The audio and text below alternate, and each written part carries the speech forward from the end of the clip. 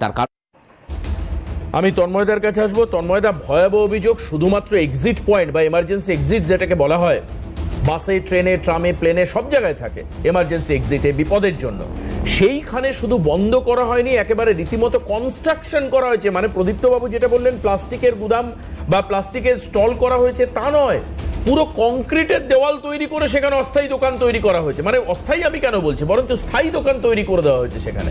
কি ভয়াবহ! তাহলে এই ঘটনায় অগ্নি নির্বাপন কেন? আজকে সুজিত বাবুর কথা, উদয়বাবুর কথা সব মিলিয়ে যাচ্ছে। কি অন্যান্য দপ্তরেরও গাফিলতি আছে, এই যে বলছিলেন সুজিত বাবু, ভাবতে পারছেন তন্ময়দা? মানে ইচ্ছাকৃতভাবে যৌতুকগৃহ তৈরি করা, ইন্টেনশনাল ডেথ। দেখুন দেবাশিস, খুবই মর্মান্তিক ঘটনা। এবং আমি যতটা জানলাম যে দুটি বাচ্চা মারা গিয়েছে, সেই দুটি বাচ্চা তার দাদুর সাথে বসে ঘরের মধ্যে পিৎজা খাচ্ছিল, আর তার বাবা মা নাকি শপিংয়ে বেরিয়েছিলেন। এর মধ্যে তারা বুঝতেও পারেনি যে বাইরে এরকম আগুন লেগেছে। হঠাৎ করে ধোঁয়া ভেতরে ঢোকার জন্য সে ট্র্যাপড হয়ে যাওয়ার মতন দুটি বাচ্চা, একজনের বোধহয় 3 বছর বয়স, একজনের 10 বছর বয়স, মারা গেলেন ঘরের মধ্যে, এবং তার বৃদ্ধ দাদু তিনিও মারা গেলেন। তো এইরকম একটা মর্মান্তিক ঘটনা ঘটলো, যার কোনো কারণ নেই, ঘটার কোনো কারণও নয়। কেন ঘটলো? যে পুরোটাই হচ্ছে দুর্নীতি এবং তার সাথে অঙ্গাঙ্গিভাবে জড়িত। সেটা হচ্ছে আপনি দেখুন এই বেআইনি নির্মাণ, আর তারপরে এই অগ্নি নির্বাপক ব্যবস্থা, কোনো ক্ষেত্রে কিচ্ছু মানা হয়নি, এবং তার জন্যে প্রশাসন পুরো চুপ করে বসে আছে। আপনি জানবেন ওখানে কাউন্সিলররা আজকে কলকাতার মধ্যে কোথাও যদি কেউ একটা বাড়ির ইট গাঁথে বা যদি চুইংগাম করে, তাহলে সেখানেও তারা গিয়ে পৌঁছে যায়, সেখানেও তাদেরকে পয়সা না দিয়ে করা যায় না। তাহলে এখানে তারা চুপ করেছিল কেন? কারণ তারা ওই পয়সাটা পেয়ে গেছে। আচ্ছা, এবার বাকিটা যেভাবে করছে তারা আর কিছু বলবে না। আর একইভাবে এই যে ফায়ার সার্টিফিকেট বলা হচ্ছে, এখানেও দেখুন বলা হচ্ছে যে ওখানে দমকল মন্ত্রী বলছেন যে ফায়ার অ্যালার্মটাই বাজেনি।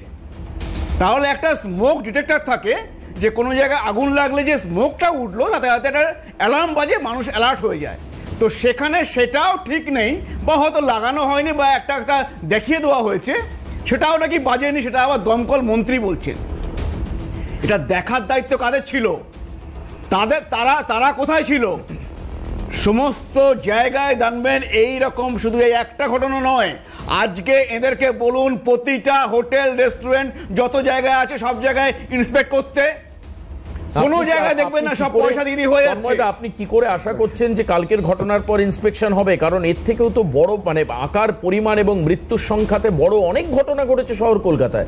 তারপর কোথায় ঘুম ভেঙেছে দপ্তরের? সেটাই তো কারণ। এইটা যে আমাদের এখানে একজন বলছিলেন উনি, যে পাশাপাশি দোকানের লোকজন কেন বলেনি, বলাটা বন্ধ হয়ে গেছে।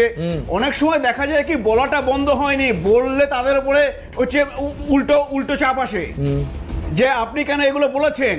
আর বলতে যাবে কাকে? পুলিশকে গিয়ে বলবে।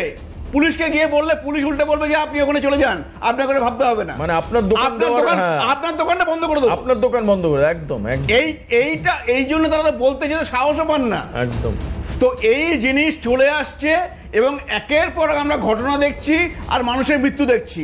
কখনো দেখছি বাড়ি ভেঙে পড়ছে, কখনো দেখা যাচ্ছে যে বাড়িতে আগুন লাগছে, এবং সেখানে হচ্ছে কোনো অগ্নি নির্বাপক ব্যবস্থা বলে কিচ্ছু নেই। মানে পুরো জিনিসটাকে বুড়ো আঙুল দেখিয়ে শুধু দুর্নীতি, দুর্নীতি, দুর্নীতি। পয়সা দিলে সব হয়ে যাবে, যতক্ষণ না মানুষের মৃত্যু হচ্ছে। এবং আপনারা এই মাঝে মাঝে মিডিয়ারা আপনারা দেখাবেন, আমরা আসবো, এসে আলোচনা করব, তারপরে দেখবেন যে কেসটাই হবে।